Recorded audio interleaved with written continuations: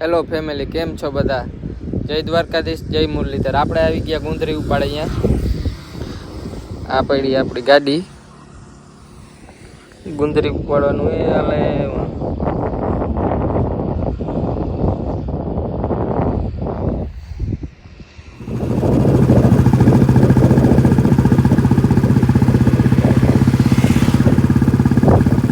આપણે આવી ગયા બીજી વાડી. અહીંયા ધાણી વાવલ છે, જોઈ આવી, ચક્કર મારતા આવી. આ છે આપણી ધાણી.